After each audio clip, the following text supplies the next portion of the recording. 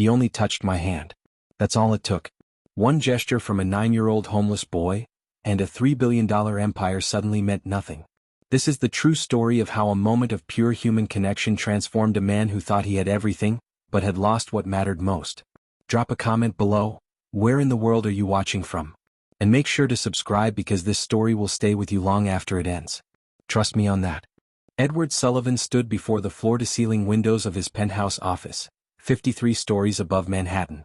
Below him, the city pulsed like a living organism, cars flowing like blood through concrete veins, people moving with purpose, urgency, life. At 58, Edward controlled a financial empire valued at $3 billion. His hedge fund shifted markets. His calls altered destinies. A single signature from his pen could build careers or end them without a second thought. Yet surrounded by glass, steel, and undeniable success, Edward felt absolutely nothing. No triumph. No satisfaction. Only the familiar hollow numbness that had followed him for over a decade. His reflection stared back from the glass, silver hair perfectly styled, an Italian suit tailored to precision, posture straight and commanding. He looked powerful, untouchable. But his eyes betrayed him. They were empty, like windows of an abandoned house, preserved on the outside, lifeless within. "Mr. Sullivan, the car is ready for your lunch meeting," his assistant's voice crackled through the intercom. Edward didn't answer. His thoughts had drifted as they often did to his son, Michael. 11 years ago. 24 years old. Dead from a motorcycle accident on a rain-slicked road, driving home from a party Edward had forbidden him to attend. Their last conversation replayed endlessly in Edward's mind, sharp words, raised voices.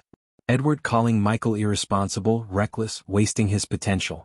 Michael shouting back that his father didn't understand life anymore, that money had made him forget how to be human. Michael had been right. But Edward had realized it too late.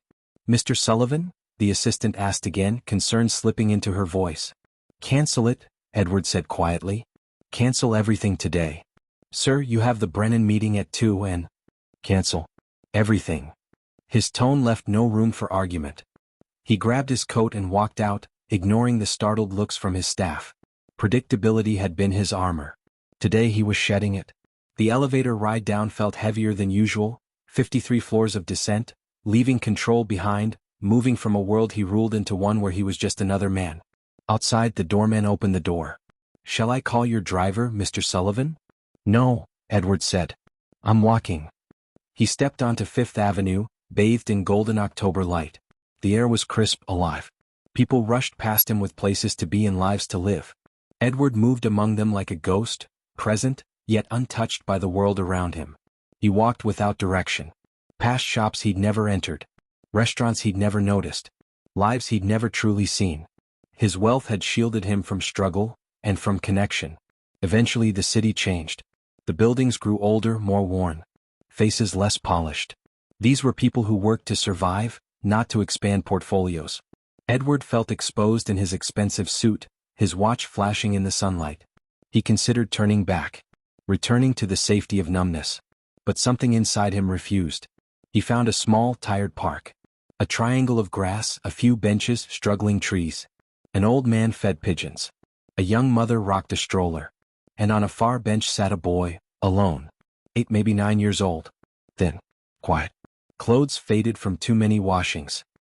He sat unnaturally still, hands folded, eyes watching the world with a loneliness Edward knew far too well. Without thinking, Edward approached. "May I sit?" he asked softly. The boy shrugged. They sat in silence. "I had a son," Edward said at last. He would be 35 now. The boy listened. "I spent years building an empire to prove I was right," Edward continued, voice breaking. "But money doesn't heal regret. It doesn't bring back the dead." Tears finally came, 11 years held back, pouring freely. "I would give every dollar I have for 5 more minutes with him." The boy slowly reached out his hand. Edward hesitated, then took it. Warmth flooded him, real human warmth. Something he hadn't felt in years. The boy held his hand while Edward cried. No words. No judgment. Just presence.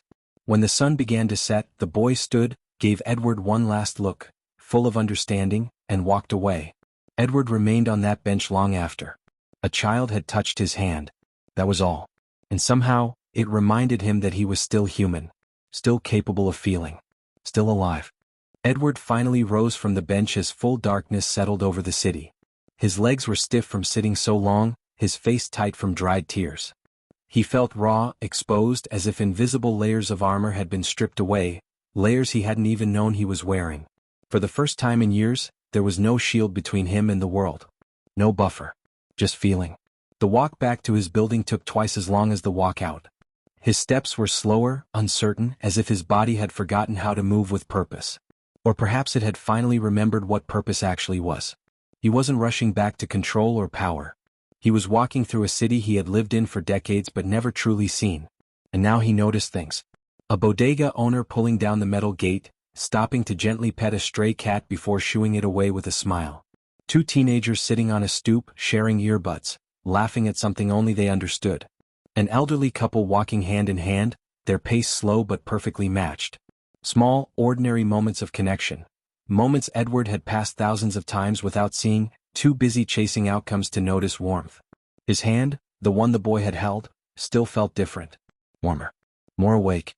As if that brief touch had reactivated parts of him long dormant. He flexed his fingers unconsciously, trying to hold onto the sensation, the memory of that simple, wordless kindness. His thoughts drifted to Michael. Not just the accident. Not just the last argument. But the whole of him. Michael at 5, proudly presenting a crayon drawing of the two of them. Michael at 12, teaching himself guitar despite Edward's insistence on practical skills.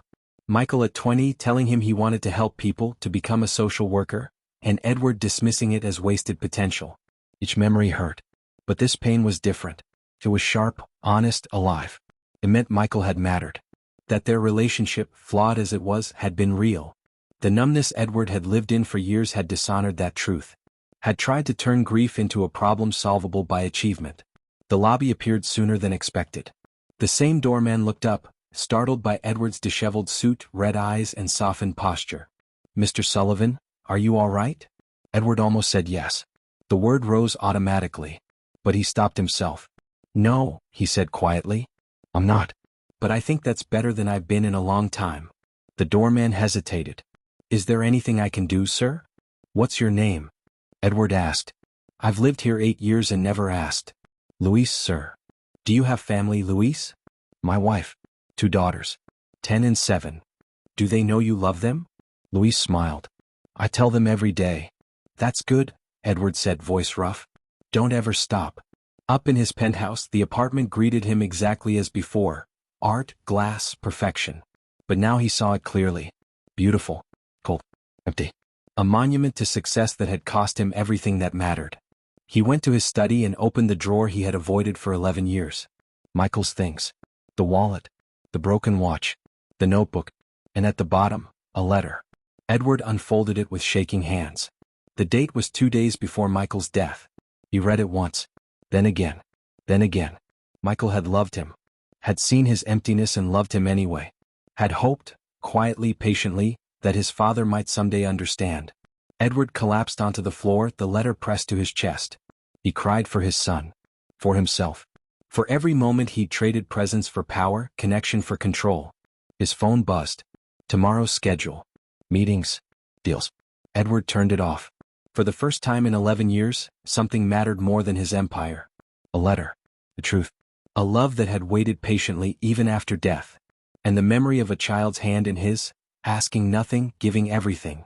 Edward sat there until dawn, grieving honestly at last. And in that quiet, painful night, something inside him finally began to change. Not suddenly. Not dramatically. But permanently. A child had touched his hand. And the millionaire would never be the same again. Dawn light filtered softly through the tall windows of Edward's study, illuminating the room in pale gold. He was still on the floor, exactly where the night had left him, Michael's letter trembling slightly in his hands. He hadn't slept. Hadn't eaten. Had barely moved, except to reread his son's words again and again. Each reading peeled back another layer of meaning, another truth he'd been too armored to hear when it still mattered. His body ached. His legs were stiff, his back sore, his eyes burned from hours of crying. His throat felt raw, scraped hollow by grief. Yet beneath the physical exhaustion lived something unfamiliar and unsettling. Clarity. Not comforting clarity but sharp, honest awareness of who he had become, and who he had failed to be. Edward slowly pushed himself upright, joints protesting, and walked to the window. Below him the city was waking. Lights flicked on in apartment buildings. People hurried to buses and subways, coffee in hand, minds already occupied by obligations and ambitions. Each of them chasing something. Each of them defining success in their own way. How many of them, Edward wondered, were making the same mistake he had? How many were choosing achievement over connection, control over presence, protection over vulnerability, believing there would always be time later to feel, to love, to apologize? His phone buzzed in his hand. 47 missed calls. 83 unread messages. Panic disguised as professionalism. The empire demanding its emperor return to the throne. And for the first time in his life, Edward felt no urgency to answer. Let them wait. Let the machine slow down. He had ignored his soul for 11 years. One more day would not break the world. He showered, letting the hot water run longer than usual, as if trying to wash away years of numbness. He shaved, dressed not in a suit but in jeans and a simple sweater. Clothes chosen for comfort, not authority. When he looked in the mirror, he barely recognized the man staring back. Tired, softened, painfully human. Then the thought came, quiet but insistent. The park. Edward knew he had to return. Not to thank the boy again, though gratitude weighed heavily in his chest. But to understand. To know who this child was who carried such gentleness alongside such visible loneliness. Who had offered healing without explanation, presence without demand. The morning air was cold and bright. Edward retraced his steps from the day before, navigating streets that felt unfamiliar despite decades of residency. Morning stripped the city of its romance, revealing its truth, grittier, harsher, but undeniably alive. After half an hour he found the park. Smaller than he remembered. Less sacred in daylight. Just a worn patch of green surrounded by concrete and noise. And yet his chest tightened. This was where something inside him had finally broken open. The bench was empty. Edward sat anyway. On the same spot. Waiting. Minutes passed. Then an hour. The old man with pigeons appeared briefly.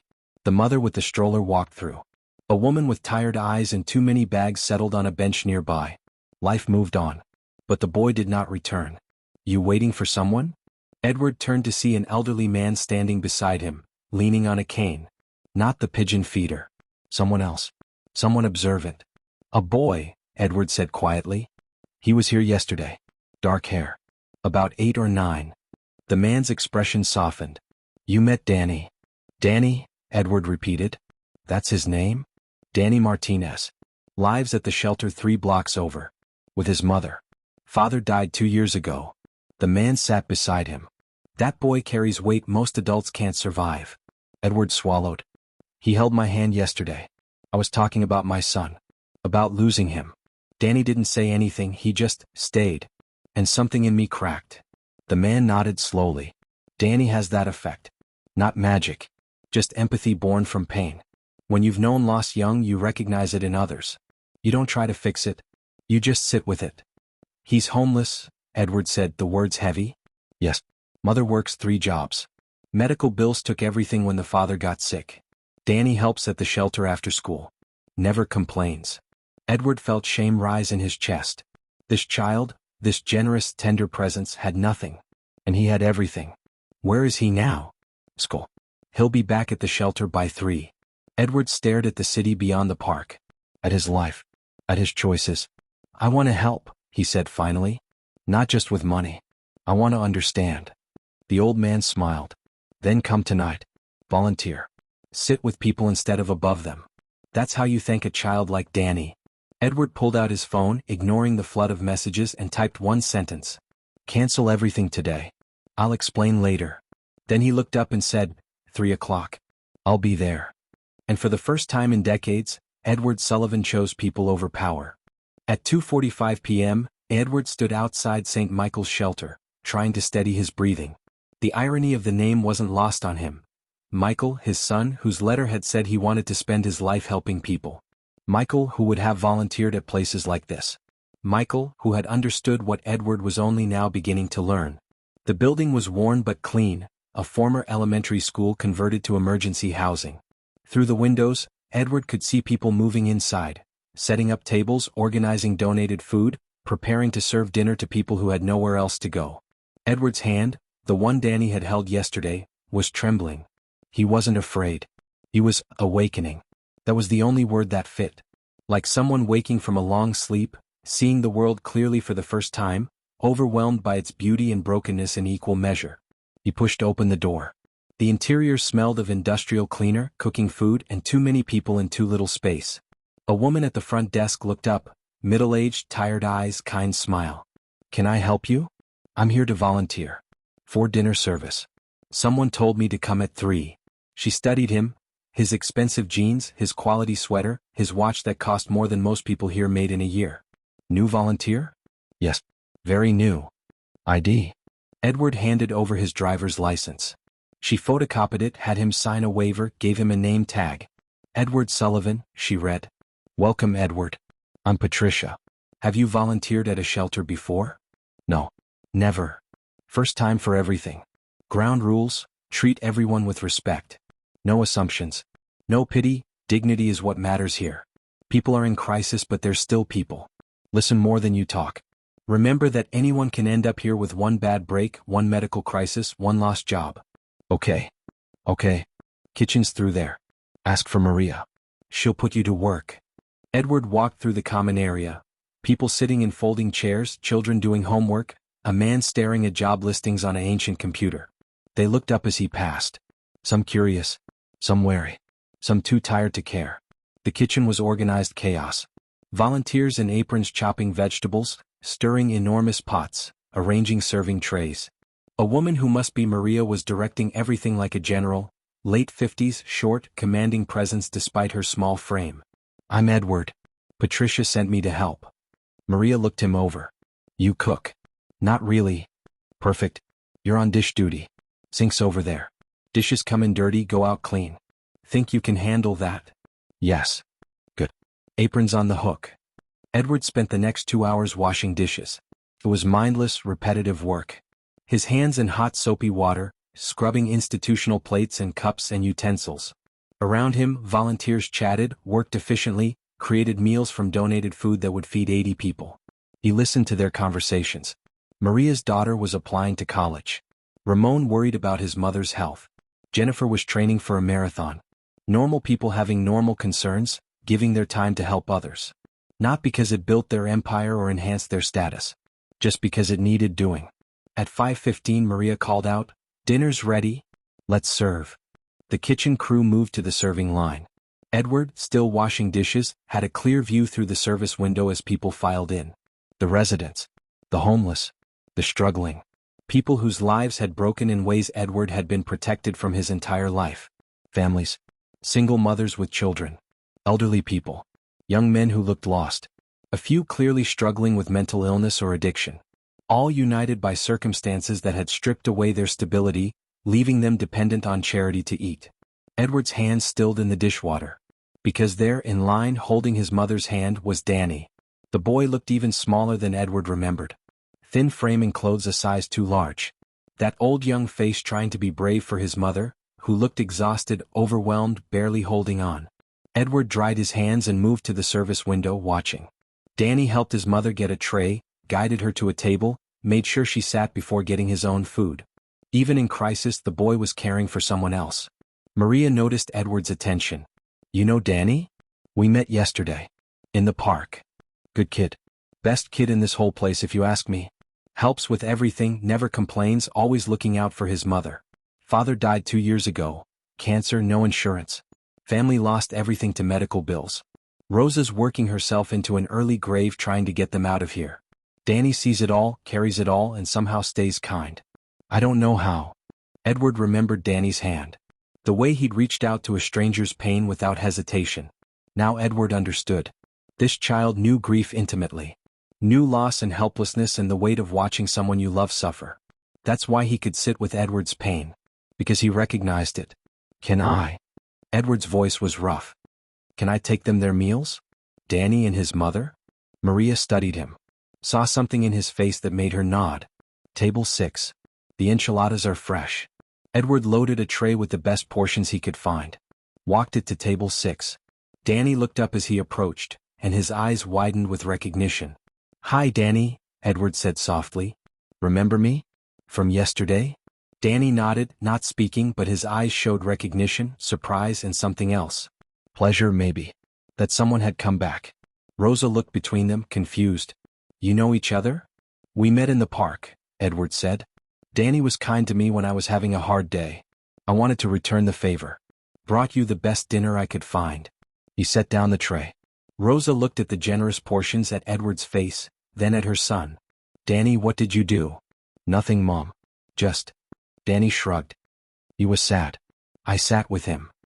He did more than that, Edward said, sitting down uninvited but not unwelcome. He reminded me what it means to be human. To connect. To care about someone else's pain even when you're carrying your own. That's a rare gift, Rosa. Your son has something special. Rosa's eyes filled with tears. He does. He's the best thing that ever happened to me. I just wish. She trailed off, clearly not wanting to burden a stranger with her struggles. Wish what? Edward asked gently. That I could give him better. A home. Stability. The childhood he deserves. He's 9 years old and he's living in a shelter, watching me fail to provide for him, and he never complains. Never asks for anything. Just tries to take care of me.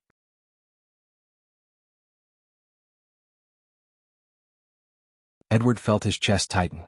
This woman, working 3 jobs, still couldn't provide basic stability for her son. Meanwhile, Edward had $3 billion sitting in accounts, generating more money than he could spend in 10 lifetimes, serving no purpose except to prove he'd won a game that didn't matter. Rosa, Edward said carefully, can I tell you something?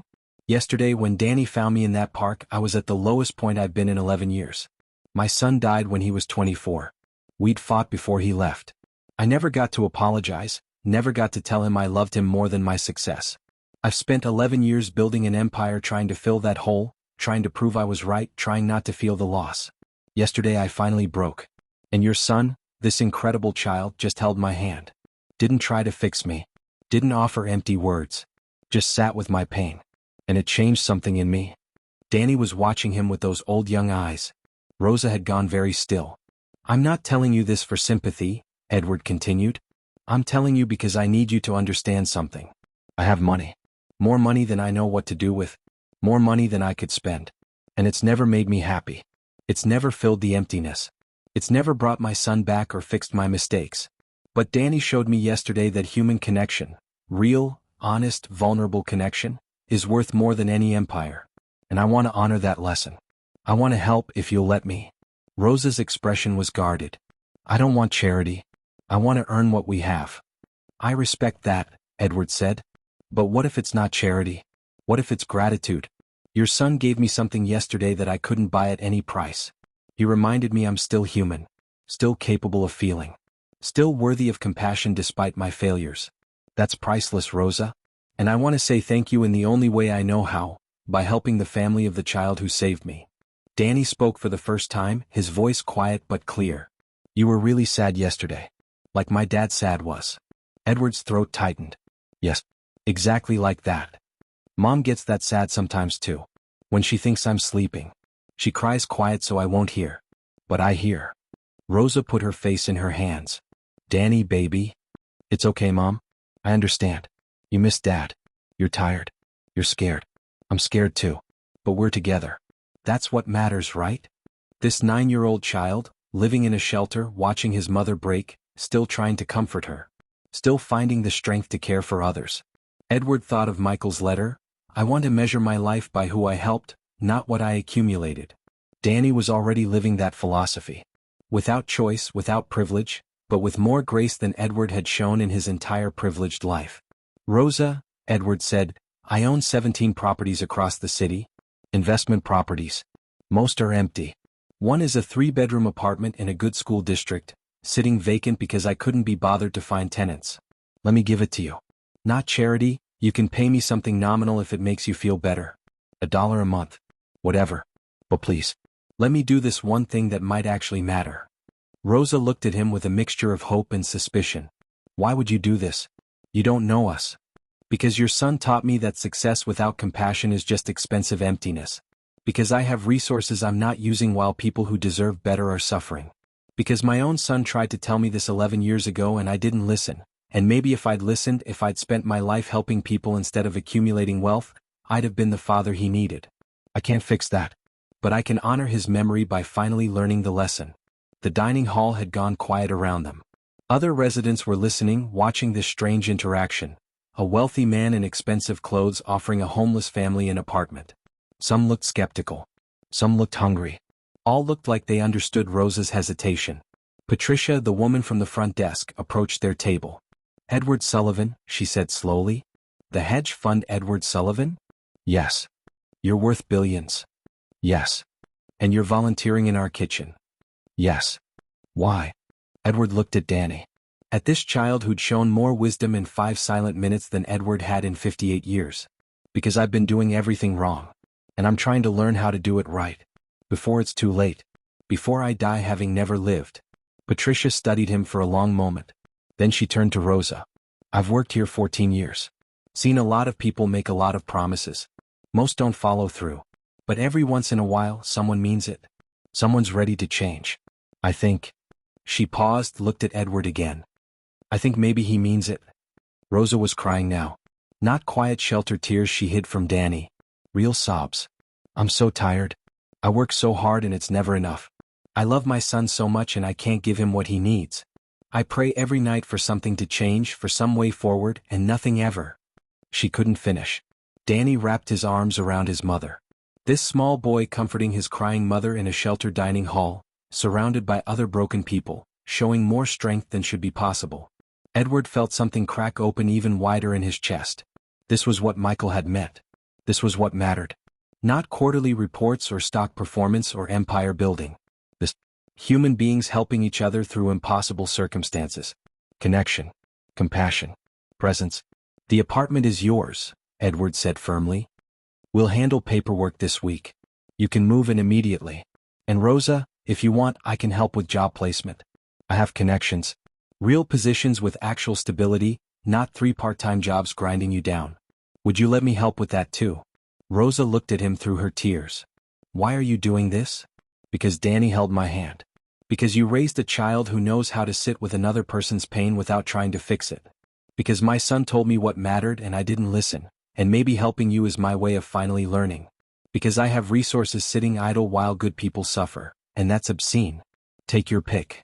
Patricia put her hand on Rosa's shoulder. I think you should let him help. Sometimes grace comes in unexpected packages. And you deserve a break, Rosa. God knows you deserve a break. Rosa nodded slowly, still crying. Okay. Yes. Thank you. I don't know how to thank you. You already did. By raising Danny to be who he is. By staying strong through impossible circumstances. By not giving up even when you had every reason to. That's thanks enough. Over the following weeks, Edward's life underwent a transformation that would have seemed impossible a month earlier. He didn't abandon his business. The empire still needed management, but he radically restructured his priorities in ways that shocked his staff and confused his peers. He cut his office hours in half. Started spending 3 afternoons a week at St. Michael's Shelter.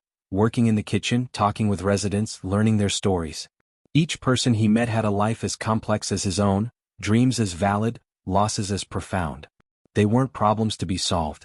They were human beings deserving dignity. He helped Rosa move into the apartment, a genuine 3-bedroom with good light, hardwood floors, and proximity to an excellent public school. Watched Danny's face light up when he saw his own room. A real room. With a door that closed. Space for his few possessions. A window overlooking a tree-lined street. It's mine? Danny asked, voice hushed with wonder. It's yours, Edward confirmed. For as long as you need it. Rosa got a job through one of Edward's contacts. Not a favor position, but a real opportunity matching her skills. Administrative work at a non-profit, good benefits, actual stability. She cried when she got the offer. Cried harder on her first day when she realized it was legitimate, that she wasn't going to be fired for some mistake, that her competence was recognized and valued. But Edward's transformation went deeper than helping one family. He started asking questions about systemic issues. Why were there so many people in shelters? What barriers prevented them from getting back on their feet? What policies trapped people in poverty cycles? He met with shelter directors, social workers, housing advocates. Learned about the impossible maze of bureaucracy, the lack of affordable housing, the way one medical crisis or job loss could spiral into homelessness. Learned how the system was designed to keep people down once they fell, making climbing back nearly impossible. He thought about Michael's letter. About wanting to do work that mattered in ways beyond money. And Edward realized he had resources that could actually change systems, not just help individuals. Money that sat idle while good people suffered because housing was treated as a commodity rather than a human right. One evening, 6 weeks after Danny had held his hand, Edward sat in his study, the same room where he'd read Michael's letter dozens of times, and made a decision that would have seemed insane to the person he'd been 2 months earlier. He called his lawyer. "David, I need to establish a foundation. A real one, properly funded. I'm putting in $500 million to start." Silence on the other end.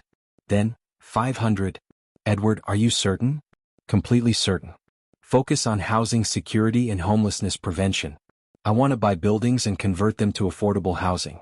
Fund programs that help people before they end up in shelters. Support policy changes that address root causes. Not charity, systemic change." This is quite a departure from your usual approach. "My usual approach built an empire that meant nothing. Time to try something different." He hung up and opened his laptop. Started drafting the foundation's mission statement. Thought about Michael. About Danny. About Rosa and all the other people at St. Michael's whose stories deserved better endings than the systems allowed. His phone buzzed. A text from an unknown number. "Mr. Sullivan, it's Rosa. Danny wanted me to thank you again. He says you look less sad now. He's glad." Edward smiled, a genuine smile that reached his eyes, something his staff would have found unrecognizable 2 months ago. He typed back, "Tell Danny he was right. About everything. And that I'm grateful every day for the moment he decided to hold a stranger's hand." The response came quickly. "He says he's glad he sat with you. That you needed it. And that his dad would be proud of you for learning to help people." Edward's throat tightened. A 9-year-old child saying his deceased father would be proud. As if Danny understood on some deep level what Edward was trying to do. Trying to honor Michael's memory by finally learning the lesson. By measuring his life by who he helped rather than what he accumulated. He looked around his study. At the expensive art that meant nothing. At the success trophies that represented a life spent chasing empty achievements. At Michael's box of belongings that he now kept on his desk rather than locked away. A reminder. Anchor. A promise. Edward opened his laptop again and began writing. Not a business plan or investment strategy. A letter. To Michael. 11 years too late but necessary anyway. "Dear Michael, you were right. About everything. About success without compassion being empty. About money buying everything except what matters. About me disappearing into work and missing your life. About measuring a life by who you help rather than what you accumulate. I'm sorry it took me 11 years to understand. Sorry you died thinking I was disappointed in you when the truth is I was terrified you were right about me.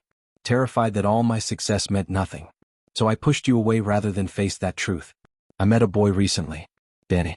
9 years old, homeless, grieving his father, watching his mother struggle, and somehow still has the compassion to sit with a stranger's pain. He held my hand and something in me finally broke open. Finally allowed me to feel what I'd been avoiding for 11 years. And I realized he's living the philosophy you believed in. Measuring his life by how he helps others, even in impossible circumstances. He's who you would have been if I'd supported your choices instead of criticizing them. I'm trying now. Really trying. To honor your memory by finally learning what you tried to teach me. I'm helping Danny's family. Starting a foundation. Volunteering at the shelter. Spending my resources on things that actually matter instead of building a bigger empire to fill the void your absence created. I can't get back the time I wasted. Can't undo my mistakes. Can't tell you to your face that I was wrong and you were right and I loved you more than any success. But I can live differently going forward. Can make choices you'd be proud of. Can try to become the father you needed even though you're not here to see it. I miss you every day. Think about you every day. And I'm trying, finally trying, to make my life mean something beyond quarterly reports and acquisitions. To measure my worth by your standards instead of Wall Street's. I hope, wherever you are, you can see this. Can see me learning. Can forgive me for taking so long to understand. Love always, Dad. Edward printed the letter, folded it carefully, and placed it in the box with Michael's things.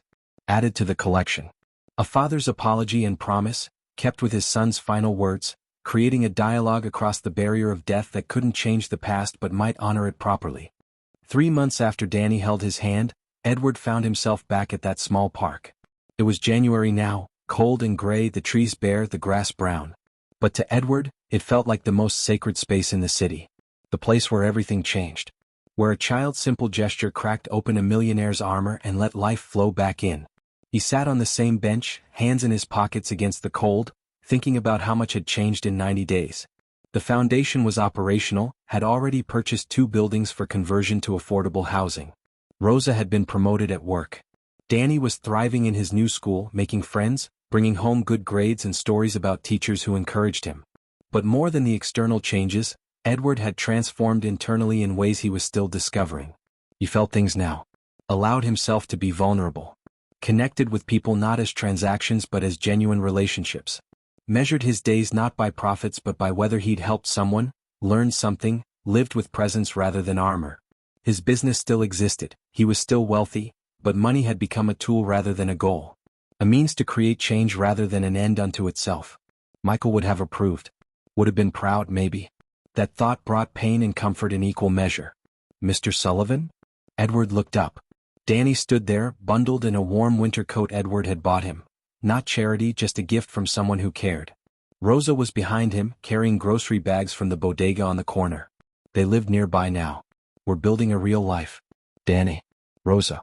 What brings you here? We come sometimes, Rosa said, sitting down. To the place where everything changed. To remember that miracles still happen. That one act of kindness can ripple outward in ways you can't predict. Danny sat next to Edward, closer than Rosa, the way children do when they trust someone. You look different, the boy observed. Your eyes aren't empty anymore. Edward laughed, surprised by the directness. You're right. They're not. You helped with that. I just held your hand. You did more than that. You reminded me I'm human. That pain is okay to feel. That connection matters more than success. That's not a small thing, Danny. They sat in comfortable silence, 3 people bound by a moment that had transformed all their lives. Rosa had stability now. Danny had security. Edward had purpose. All because a lonely child had reached out to a lonely man and offered the simple revolutionary gift of presence. Mom says you're buying buildings to help people, Danny said. Like you helped us. I'm trying. Your mom worked hard to get where she is. I just helped remove some barriers. But yes, I'm trying to help more people. Because your family taught me that good people sometimes just need a break. A chance.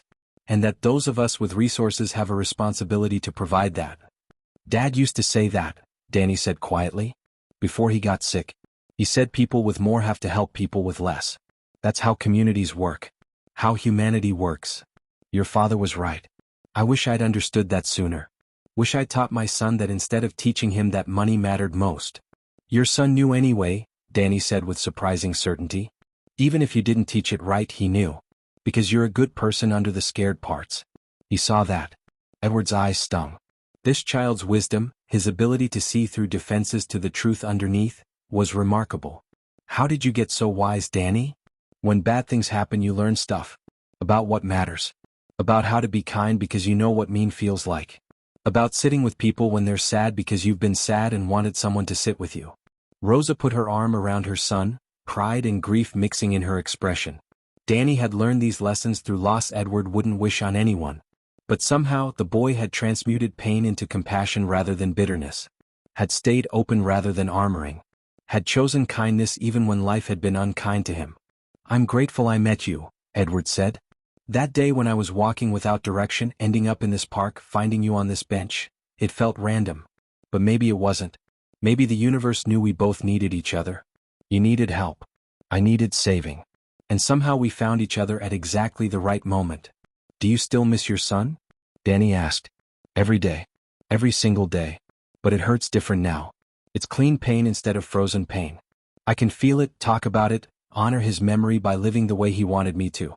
That's better than what I was doing before, hiding from the pain by building an empire. I miss my dad too, Danny said. Sometimes so much I can't breathe. Mom says that's normal. That love doesn't stop when someone dies. It just has nowhere to go except into missing them. Your mom's right.